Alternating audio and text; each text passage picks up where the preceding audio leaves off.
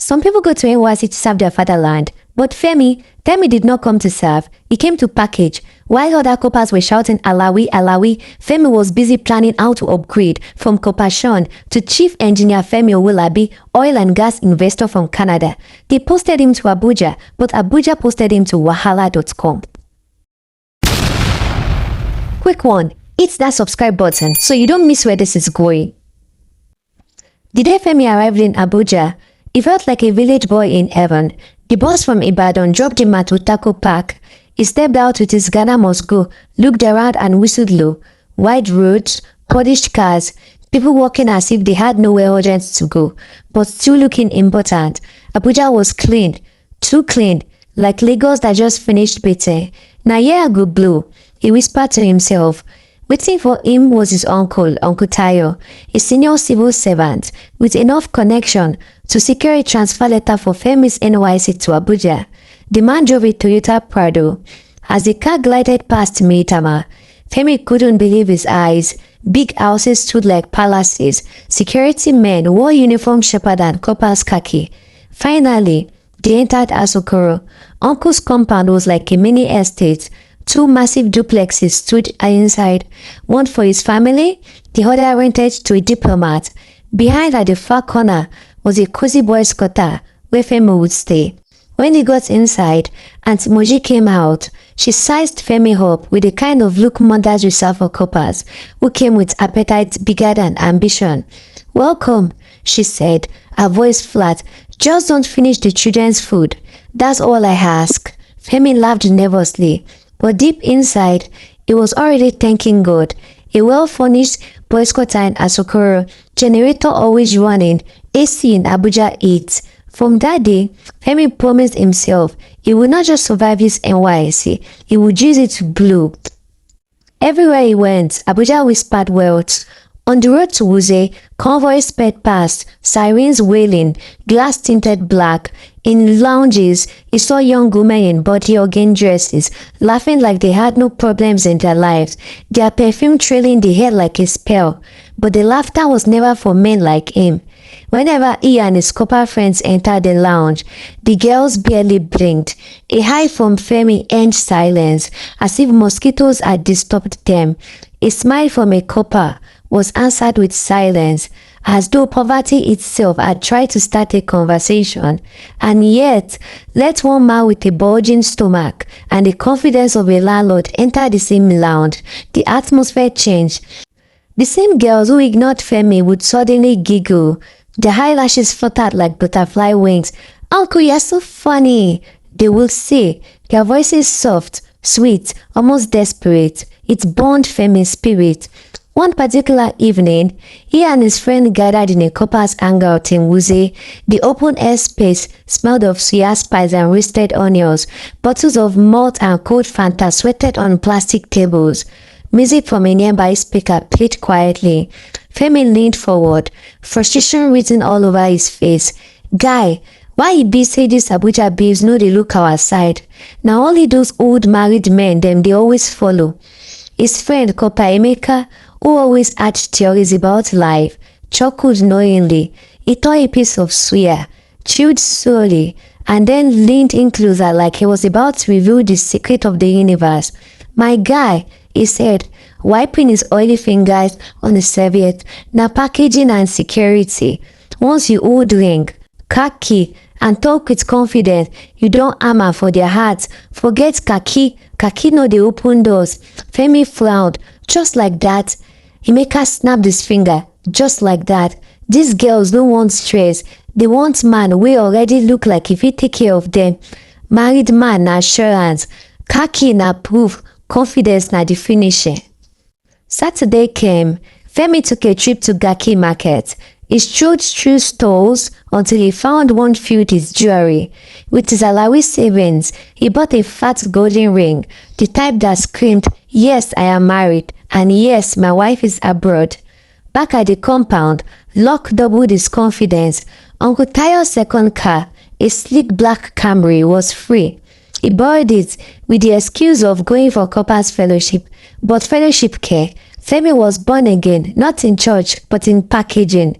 That night, he stepped out in a spotless senator wear, the fabric crisp and flowing, stitched in navy blue with golden embroidery along the neckline, a shiny wristwatch, dark shades covering his eyes, the ring gleamed proudly on his finger.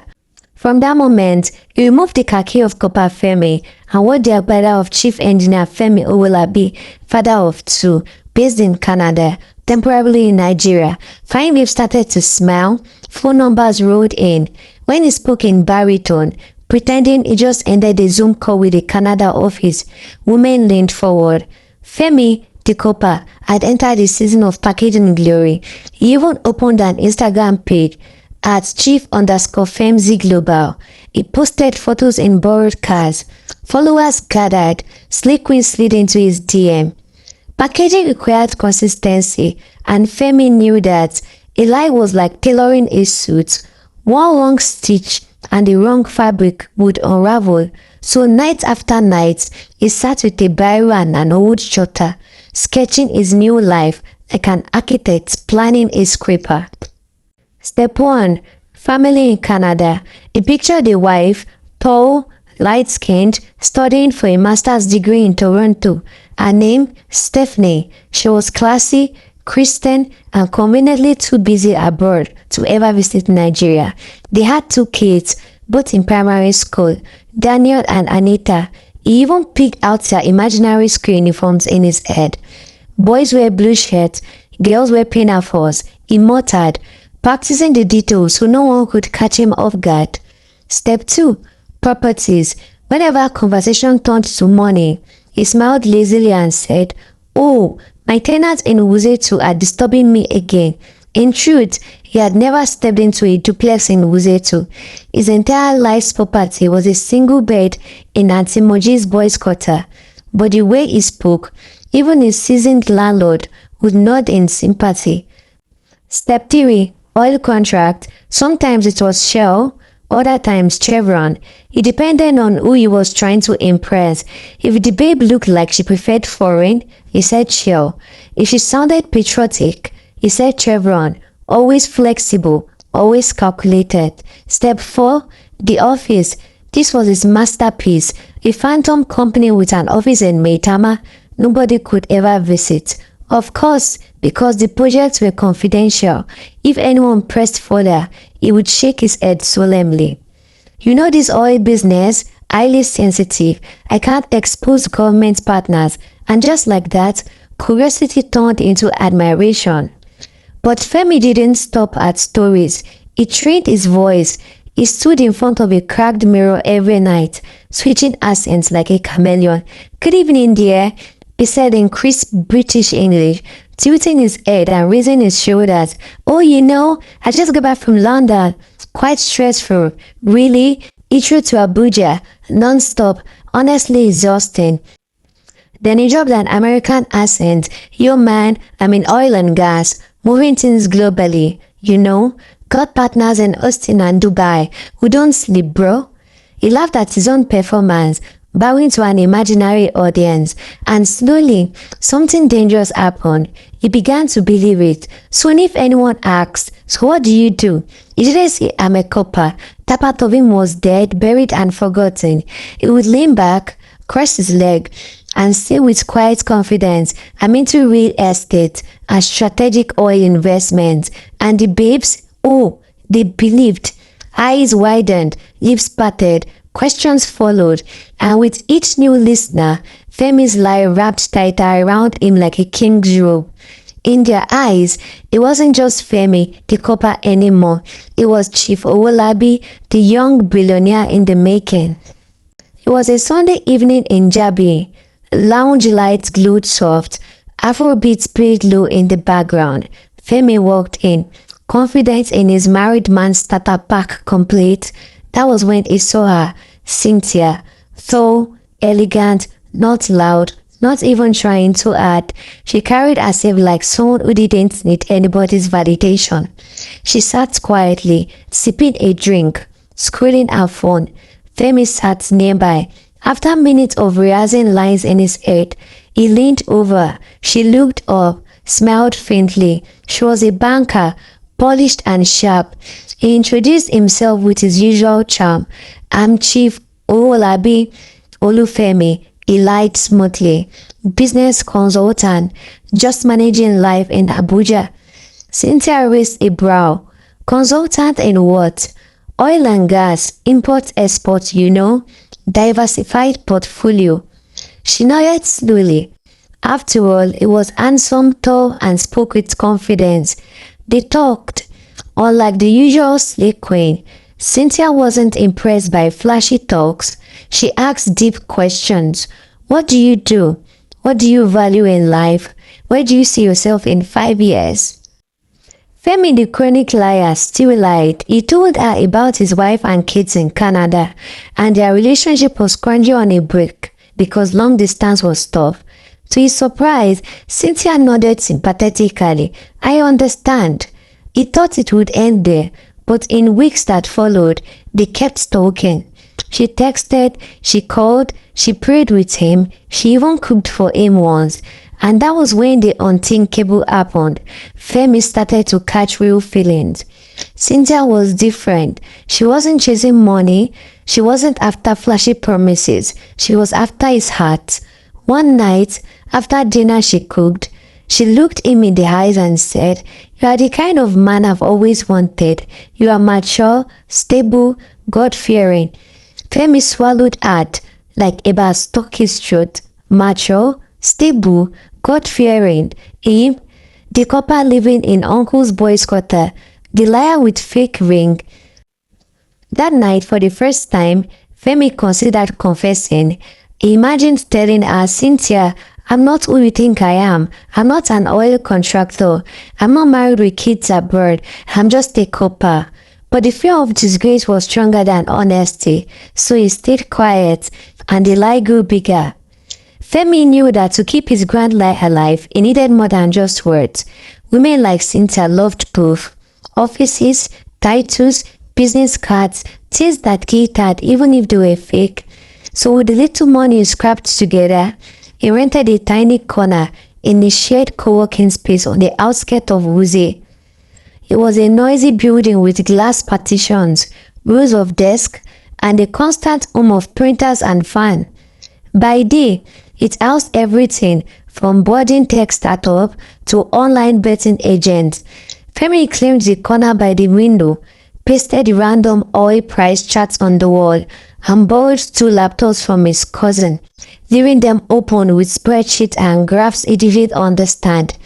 He rehearsed business calls loudly, just to give the atmosphere of power. Yes, ship the crude oil barrels to Manchester immediately. The deal must not delay, he begged on the phone.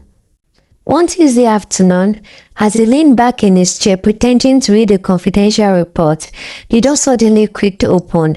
He turned, and his heart nearly leapt out of his chest. Cynthia stood there, radiant in her orange dress, holding a food basket. Baby, she screamed. I thought you'd be too busy to eat, so I brought lunch for you. For a split second, panic almost betrayed him, but Femi quickly adjusted his tie, plastered on a confident smile, and stood up with the swagger of a man running a multinational empire. Ah, my darling, what a wonderful surprise. Welcome to Owolabi Oil and Gas Global Headquarters, he declared with exaggerated pride. Cynthia's eyes widened as she scanned the room. On one side, a group of young men in suits were typing away furiously at laptops. To other, 2 women in Ankara gowns debated over marketing strategies. The place buzzed with activity, filled with the illusion of industry. Wow, she whispered, her voice trembling in admiration rather than doubt. This is your office? Yes, my love, Femi said, gesturing grandly around the co-working space. Here we manage deals worth millions. We believe in a collaborative, forward-thinking environment. See, my partner's over there, negotiating with Dubai contacts. He pointed vaguely to 2 guys arguing over data bundles. Cynthia, not knowing the difference, nodded in surprise. I didn't know you had all these people working with you. This is impressive. Femi grinned, chest swelling with relief. He pulled out a chair for her like a proper executive gentleman. Sit, let me spoil you. Even CEOs need to take a break when their queen arrives. She giggled and set the basket down. The aroma of jollof rice and fried plantain filled the small space, instantly elevating the room's energy. Femi exaggerated a stretch and called out loudly, making sure half of the office could hear him. Gentlemen, today's meeting is adjourned. Priority number 1 is lunch with my fiancé.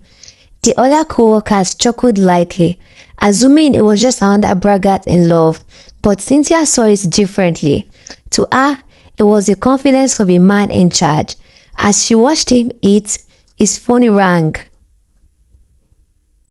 Yes, Mr. Klaus. The shipment? Yes, it will be handled. Wire the funds to the Swiss account. I'll review the documents after lunch. He paused dramatically. Goodbye.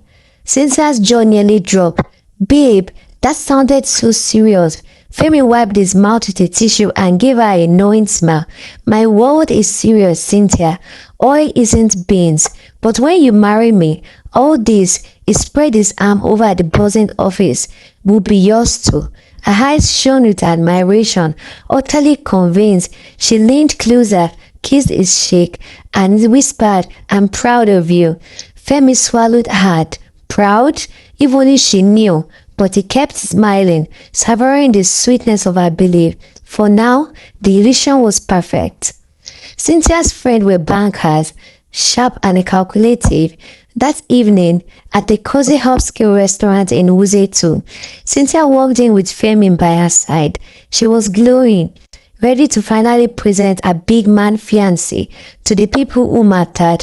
The table was filled with chatter, wine glasses clinking. Ladies, Cynthia announced proudly, meet my man, Femi, is in oil and gas. Immediately, her friend's eyes sharpened like predators smelling fresh meat. One leaned in, adjusting her glasses. Oh, oil and gas? That's interesting. So Femi, tell me, what's the current downstream margin for PMS? The table was silent. All eyes turned to him. Femi froze. His frock was with a stubborn piece of goat meat on it, hovered mid-air. His Adam's apple bobbed. A single bit of sweat slid down his temple. Yes, downstream margin. He cleared his throat. Well, you see, it depends. Sometimes it goes, upstream. Other times, side stream. You know how this sector is. For 2 seconds, silence reigned. Then laughter erupted, loud unstrained laughter that snooked the table. One banker even clapped her hands. Cynthia's smile faltered. Her eyes, once filled with admiration, began to narrow. Suspicion crept in. But before she could press further, fate intervened. A young waiter, nervous and sweaty, tripped beside her table. The trio of drinks he carried, Fanta, Coke, Sprite, crushed spectacularly to the floor. Soaking one of the banker's shoes.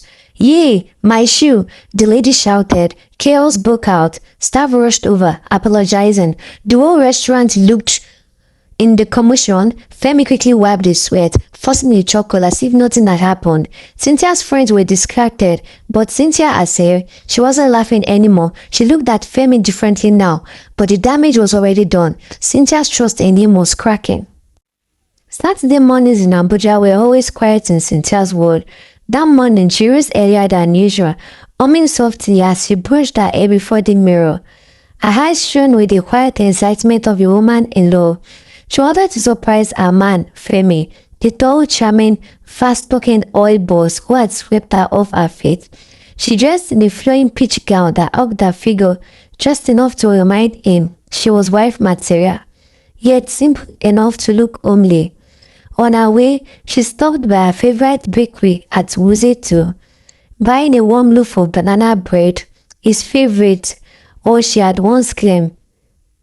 Today, she whispered to herself in the car, clutching the brown paper bags with both hands. I'll see where my future husband lives. I'll see the home where we'll raise our children. Her phone GPS guided her through the well-paved road of Asokoro after she saw his address in a diary. The neighborhood of senators, ministers and businessmen, tall mansions stretched on both sides, Behind gates that gleamed like polished steel, her heart thumped louder with each stone. Finally she arrived, a sprawling compound with long iron gates, flanked by hibiscus edges and a freshly planted fence.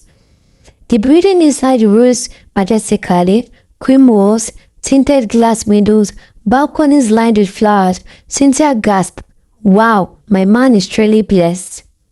Her chest swelled with pride. She smiled the smile of a woman who believed destiny had rewarded her. She adjusted her gown, smoothed her hair, and walked briskly to the gate. A security man waved her in after she mentioned Femi's name. Apparently, it was known there. That alone made her glow even brighter. Finally, she stood at the doorstep, clutching the banana bread. She knocked lightly, then firmly. The door creaked open. Standing there was Auntie Moji, a tall, broad-shouldered woman in Ankara wrapper and a scarf. Her eyes narrowed instantly. "Yes, who are you?" Cynthia smiled politely, her tone respectful. "Good afternoon, ma. I'm here to see my fiancé, Mr. Femi Wulabi." For a moment, silence hung between them. The only sound was the chirping of birds and the faint hum of a generator somewhere in the compound. Auntie Moji blinked. Once, twice, thrice. Then suddenly, she threw her head back and burst out laughing. A loud mocking laugh that echoed across the dark corridor. "Fiance," she wheezed, holding her stomach. "This boy, this same boy where are the feet?" Cynthia froze. Her smile dissolved. Her fingers tightened around the banana bread bag until it crumpled. "What? What do you mean?" she asked, her voice trembling.